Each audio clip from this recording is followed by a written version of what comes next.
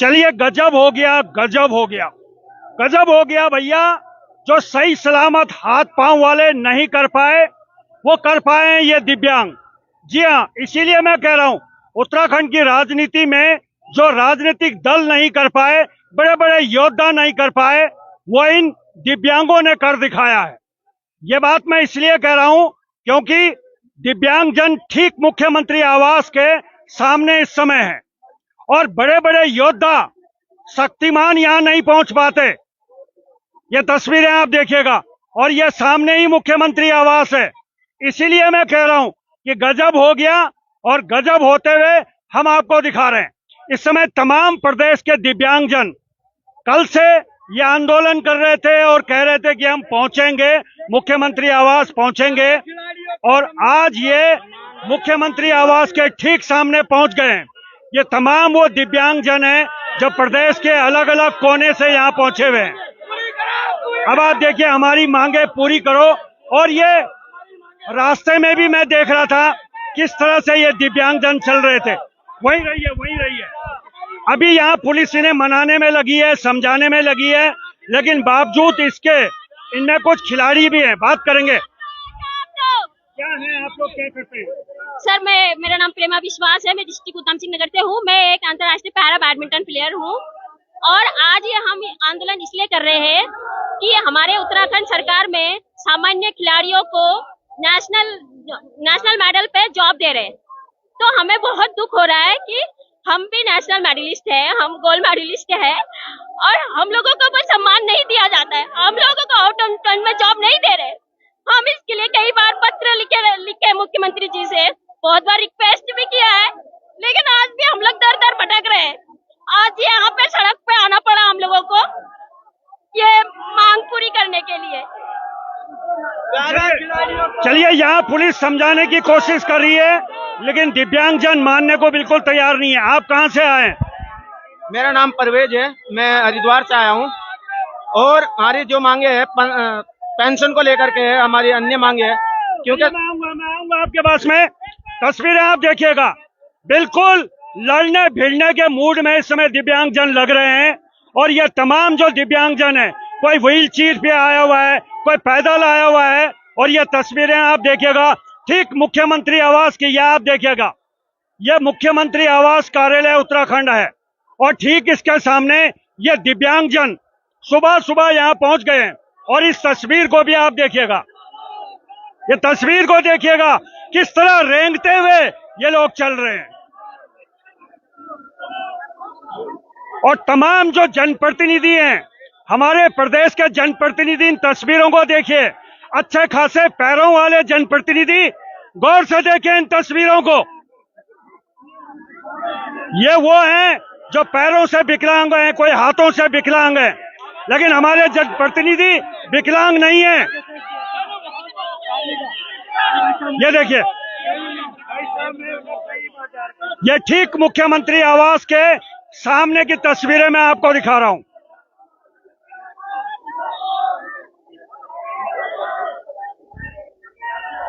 तो इस समय वाकई में एक अजीब सी स्थिति हो गई है। ये देखिएगा, तमाम जो बड़े बड़े मंत्री हैं, तंत्री हैं, संतरी हैं, बड़ी बड़ी गाड़ियों में, चमचमाती हुई गाड़ियों में अंदर आ रहे हैं। और ठीक उनके सामने ये दिव्यांगजन जो लाचार हैं, मजबूर हैं, और आज इनकी मजबूरी है जो इन्हें यहाँ लेके आई है। बोल नहीं सकते हैं। चलिए, कुछ और लोगों से बातचीत करेंगे। अब देखिए, ये अपनी बात को किस तरह से पहुंचा रहे हैं। बड़ी अजीब स्थिति है, बड़ी विकट स्थिति है। कोई बोल नहीं सकता है, कोई चल नहीं सकता है, और इनकी आवाज सुनेगा कौन? सर, मेरा नाम अशोक कुमार है। सर, मैं पिथौरागढ़ का रहने वाला हूँ। सर, मैं एक नेशनल खिलाड़ी हूँ। मैं दिव्यांगों को से नेशनल बैडमिंटन खिलाड़ी हूँ। जो नौकरी दी जा रही है और लोगों को, वो आम दिव्यांगों लोगों को भी इसमें कुछ के बारे में कुछ दिया जाए। सर, धन्यवाद। चलिए, और तस्वीरें देखिएगा। मैं इसीलिए कह रहा हूं कि अच्छे खासे हाथ पांव वाले इन लोगों के लिए कुछ नहीं कर रहे हैं, और आज ये विकलांग यहाँ पहुंच गए हैं। ये देखिए कैसे ये मजबूरी में सरक रहे हैं, कैसे ये रेंग रहे हैं।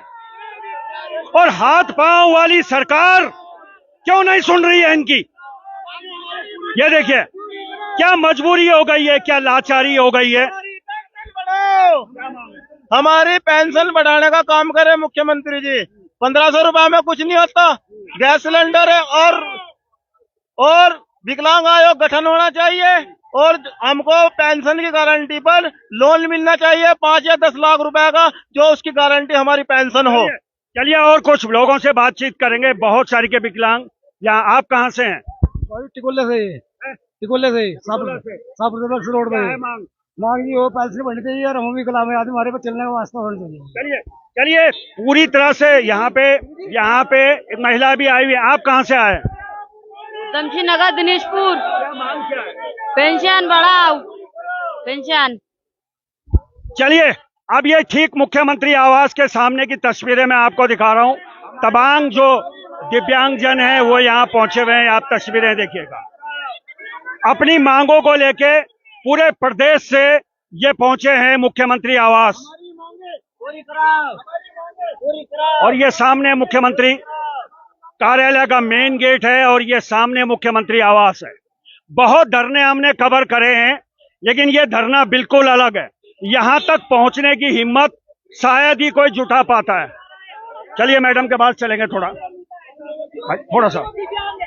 क्यों नहीं मिल रहा? क्योंकि वो दिव्यांग है। हमारी मांगे, हम यहाँ कोई हम बहुगुणा जी 5 साल के बाद फिर सड़कों में उतरने के लिए मजबूर हो गए। धामी सरकार जी की मांगे हमने धामी जी से 2020 में भी बोला था कि हमारे दिव्यांग भाई बहनों का, हमारे उत्तराखंड के दिव्यांग के लिए कुछ करिए। हमेशा हमारे को लॉलीपॉप, मेरा भाई 80% दिव्यांग है। अगर मैं आज सड़क पे उतरी हूँ, अगर मैं सकलांग हूँ, तो मैंने अपने भाई का संघर्ष देखा है बचपन से। अगर हम सड़कों में उतरे तो हम अपने दिव्यांग भाई बहनों की आवाज बन के इसलिए उतरे क्योंकि इनमें से कई जो है बोल नहीं पाते, सुन नहीं पाते, चल नहीं पाते। हम उनके सपोर्ट के लिए आए, चाहे हमारे को अपनी जान देनी पड़ जाए। 2020 में भी धामी सरकार ने हमारी सुनी। हमारी 3 प्रमुख मांगे है तो 15, लेकिन 3 प्रमुख मांगे हमारी दिव्यांग भाइयों की 1500 से 5000 पेंशन करा जाए। 1500 में कोई गुजारा नहीं होता सर। एक सिलेंडर गैस लेने के लिए 1500 रुपए खर्च हो जाते हैं। एक दिव्यांग को 5000 से कम के हम मानेंगे नहीं। दूसरा जो है बैकलॉग भर्ती, दिव्यांगों की बैकलॉग भर्ती खोली जाए। बहुत सारी की मांगे हैं दिव्यांग जनों की और बहुत सारी मांगों को लेके ये भावुक भी हो रहे हैं। इनकी आंखों में आंसू भी हैं, परेशान भी हैं, हताश भी हैं और निराश भी हैं। और इस निराशा के बीच में ये पहुंचे हुए हैं। अध्यक्ष आप थोड़ा आइए। हम लोगों के बच्चे, हम 1500 रुपए में कैसे बच्चों को पालेंगे? हम लोगों की तरफ कोई ध्यान नहीं देता। क्या हम लोग भारत के नागरिक नहीं है? हमको इस जवाब, हम 2010 साल से कंटिन्यू हम आंदोलन करते हैं, हम लोगों को कोई जवाब नहीं देता। क्या हम लोगों को मरने के लिए छोड़ दिया गया है? सब हम चाहते हैं कि हमारे मुख्यमंत्री जी आए और हम लोगों की मांग को मान करके हम लोगों को गले से लगाएं। हमारी सिर्फ इतनी सी ख्वाहिश है। हम लोग कमजोर लोग हैं, हम जंग नहीं कर सकते साहब। हम लोग अपनी जबान से ही कुछ बोल सकते हैं साहब। चलिए रोते बिलखते चिल्लाते ये दिव्यांग आज मजबूर हो गए और पहुंच गए मुख्यमंत्री कार्यालय के ठीक सामने। अभी भी मैं देख रहा हूं इनकी आंखों में बहते हुए आंसू हैं और ये आंसू पुकार रहे हैं सत्ता को कि हमारी सुनिए। लेकिन अब बड़ी विकट समस्या हो गई है कि ठीक मुख्यमंत्री आवास के आगे ये पूरा का पूरा जो मुख्यमंत्री आवास का जो मार्ग है पूरी तरह बाधित हो गया है और अब स्थिति विकट हो गई है। विकट स्थिति हो गई है क्योंकि यहां तक अगर ये पहुंच गए हैं तो अब आगे क्या होगा? क्या बातचीत होगी? क्या इन्हें अंदर बुलाया जाएगा? क्या कुछ होगा?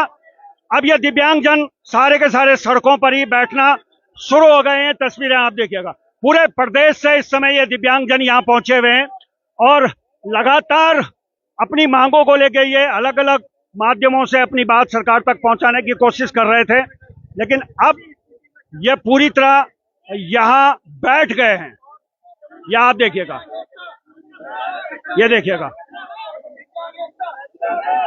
सुबह सुबह ही इनका फोन आ गया था कि हम लोग यहाँ पहुंच गए हैं और स्थिति परिस्थिति कैसी है वो आपको दिखाना चाहूंगा। ये मुख्यमंत्री आवास का गेट है।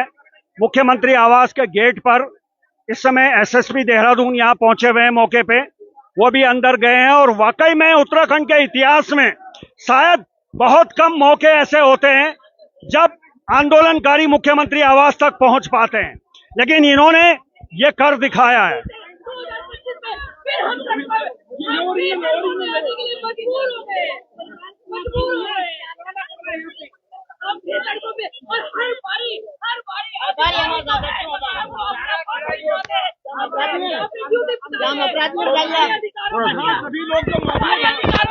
सभी लोग मौजूद हैं। हमारे मुख्य सेवक से आप क्या मांग रहे हैं? पत्रकार बंधु भी मौजूद हैं। मांग क्या है? मांग क्या है?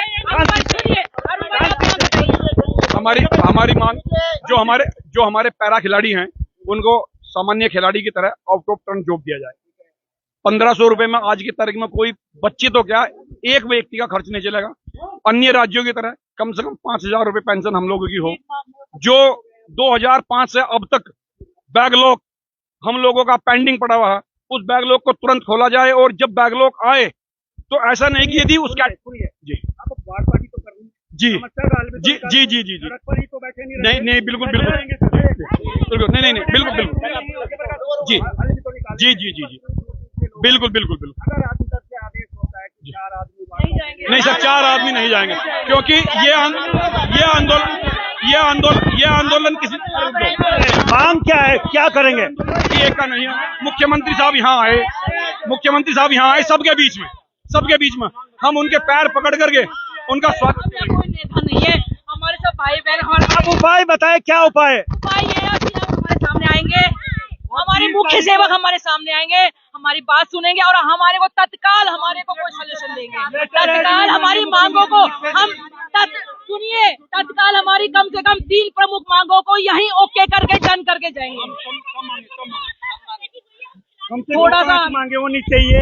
एक दिव्यांग आयोग का गठन हो, 7.5 दिव्यांग सलाहकार बोर्ड को बन के हो रखा है, अभी तक कोई बैठक नहीं हो रखी है। हर 3 महीने में बैठक होनी चाहिए थी, वो भी नहीं हो रखी है। सिर्फ 15 सालों में सुनिए अध्यक्ष जी, अगर हर आदमी धरना प्रदर्शन करेगा और मुख्यमंत्री को रोड पे बुलाएगा तो ये भी सुनिए मैं बताऊंगा। चलिए ठीक है यार, रुक तो जाओ। जी भाई साहब पहली बात यहाँ पहले सवाल एक मिनट सवाल सुनिए सब अध्यक्ष। अगर हर आदमी आंदोलन करेगा और मुख्यमंत्री को रोड पे बुलाएगा तो क्या ये परंपरा ठीक है? देखिए साहब, हम 2020 में हम 2016, 2018, 18 जून 2020 हम लोगों को गिरफ्तार करके पुलिस लाइन भेज दिया गया। हमारी बात नहीं मानी तो इसके अलावा हमारे पास क्या रास्ता था? या मुख्यमंत्री साहब या सरकार हम लोगों को आत्महत्या करने में मजबूर कर सकती है? एक सवाल मैं आपसे करने की गुजारिश कर रही हूँ। क्या मैं एक सवाल आपसे कर सकती हूँ? मैं कर सकती हूँ आपसे। जैसे आपने हमें बोला कि हर समस्या का हल जो है आंदोलन नहीं हो सकता, ठीक है? नहीं, आप पूछ रहे हैं, लेकिन हर आंदोलनकारी सड़क पे अगर मुख्यमंत्री को बुलाएगा तो ये परंपरा ऐसी हो जाएगी। हमें इस हालातों में लाने के लिए किसने मजबूर किया? जो आरपीडी एक्ट 2016 है उसको अमेंडमेंट क्यों नहीं किया जा रहा है?